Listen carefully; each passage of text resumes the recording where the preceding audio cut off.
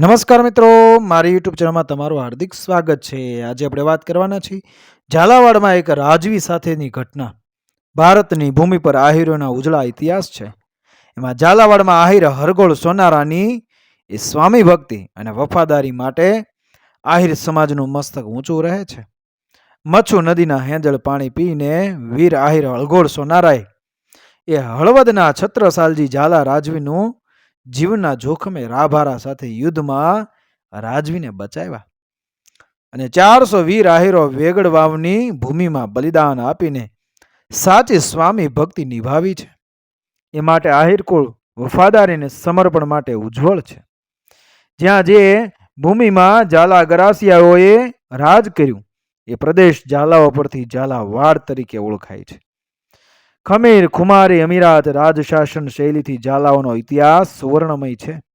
તેથી સુરેન્દ્રનગર પ્રાંતના હળવદ રાજના છત્રસાલજી ઝાલા રાજવી છે. આ રાજવીનો સુવર્ણકાળ છે. ન્યાયપ્રિય રાજવીને પ્રજાના સુખે સુખીને પ્રજાના દુખે દુખી છે. ખેડૂતોની એ જમીન વિકાસ માટે ઘણા સુધારા કર્યા છે. છત્રસાલજી શૂરવીરની સાથે દાતાર છે. ઝાલાઓની શૌર્ય કથાને કારણે આજે પણ હળવદના સીમાડે પાદરમાં પાળિયા, ખાંભીઓ, ડેરીઓ, સિંદૂર લગાડેલા સતીઓના થાપા સફેદ ધજાઓ સાથે ફડાકા મારે છે.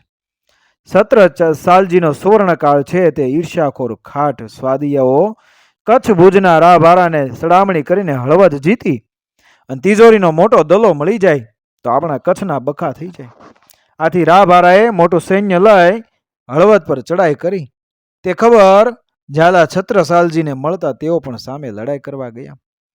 આ જ હળવદના સીમાડે બે પહાડ ભટકાય એવું દ્રશ્ય ખડું થયું છે. ઝાકાઝીક શમશેરો ઉડે છે. જય માતાજી, જય ભવાનીના નારાના ઘોષ કરતા એકબીજા ઉપર તૂટી પડે છે. ઠેકી ઠેકી એકબીજા દુશ્મન માથે જનોય વાટ ઘા કરે છે. એમાં છત્રસાલજી પોતાની દેવાંગી ઘોડી પર બેસી તલવાર વીંજે છે. પણ રાના ગુપ્ત વ્યૂહમાં છત્રસાલજી ચારેય બાજુથી ઘેરાઈ જાય છે. ઝાલા રાજવીને અંગરક્ષકોથી જુદા પાડીને ઘેરી લે આ દ્રશ્ય વીર હળગોળ સોનારાએ જોયું. આજ રાજા પર ભીડ પડી છે એટલે હરગોળ આહિરે પોતાની રોજડી ઘોડીને સના કરી. તે શાનમાં સમજતી બે કાન દોઢે ચડાવ્યું. બરાબર હળગોળે લગામ ખેંચી એમ બે પગે જાડ થતી પંખીણીની માફક ઉડી. રાભારાની ફોજમાં નાખી જેમ નદીના બે ભાગ થતા માર્ગ બને તેમ રાના સૈન્યના બે ભાગ થતા ઘોડી આગળ હાંકી. બાહુબળ વાળા આહિરે જેમ માખણમાંથી મોવાળો કાઢે તેમ છત્રસાલજીને ઉપાડી ઘોડી માથે બેહાડી હરગોળ આહિર ભાગી નીકળે છે. આ દ્રશ્ય જોતા રાભારો અચંબામાં પડી જાય છે. શું એ વીર બહાદુરમાં તાકાત છે! ક્યારેક દુશ્મન પણ પોતાના હરીફની બહાદુરી જોઈને તેની કદર કરે છે. રાભારાએ માણસો દોડાવ્યા પણ હળગોળને પકડવામાં અસમર્થ રહ્યા.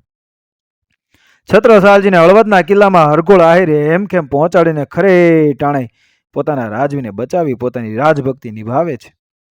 ત્યાર પછી હરગોળ આહિરે વાયુ વેગે 500 આહિરોને લાકડિયા તાર રૂપે બોલાવ્યા.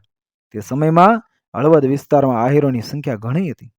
તે બધા વેગડવાવ ગામે જે હાથમાં આવ્યું તે હથિયાર લઈને આવી પૂગ્યા. ત્યારે હરગોળ આહિરે ઝાલા રાણાની ઢાલ બનવાનું આહવાન કર્યું.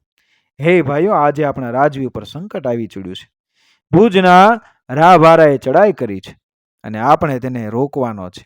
બધા એક જ અવાજે જય દ્વારકાધીશનો નાદ કરી હરગોળની વાતને સમર્થન આપ્યું. ત્યાં તો ધૂળની ડમરી સાથે રાનું સૈન્ય વેગડવાવના સીમાડે આવી ચડ્યું. આ બાજુ વીર આહિર હરગોળ સોનારાની આગેવાની હેઠળ 9 યુવાનો આહિર અને બીજા કાટિયા વર્ણના 9 યુવાનો વછૂટ્યા. ભારે ભયંકર યુદ્ધ જામ્યું. એકબીજા સામે મળતા લોહીની નીકો હાલી જાય છે. અંતે રાભારાએ આહિર હરગોળ સોનારા અને બીજા યુવાનોની મર્દાનગી જોતા આહિરો અને પોતાના સૈન્યનું બલિદાન જોતા યુદ્ધ સ્થગિત કરે છે. આ યુદ્ધમાં વીર આહિર હરગોળ સોનારા સાથે બીજા અનેક યુવાનો એ કામ આવ્યા. છત્રસાલજીને ખબર પડે છે કે રાજને બચાવવા હરગોળ સોનારા સાથે અનેક આહિરો કામ આવ્યા. ત્યારે તે ભારે શોક વ્યક્ત કરે છે. પ્રાણના ભોગે પણ રાજની આબરૂ બચાવી તેથી આહિરોના ગામનો ભોગવટો કરતા લેખ લખી તેમના વંશજોને સુપ્રત કર્યા હતા. મિત્રો, વિડીયો પસંદ આવ્યો મારી ચેનલ સબસ્ક્રાઈબ કરો, ફોલો કરો, શેર કરો. મળી આવી જ ઘટનાને પ્રેરણાદાયક વાર્તાઓ સાથે આપણા ઇતિહાસ સાથે આગળના વિડીયોમાં. જય શ્રી કૃષ્ણ, રાધે રાધે, જય માતાજી.